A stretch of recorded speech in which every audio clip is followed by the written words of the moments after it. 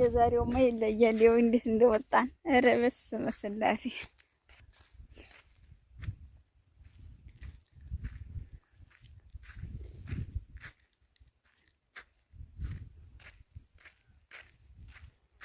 ጠብቂኝ ሀቢብቲ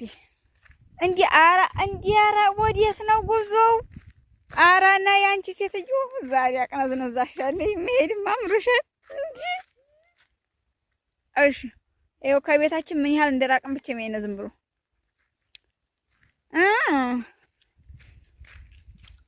ጫማ ያላስገባኝ እኮ ነው ወደኋላ እየመለሰኝ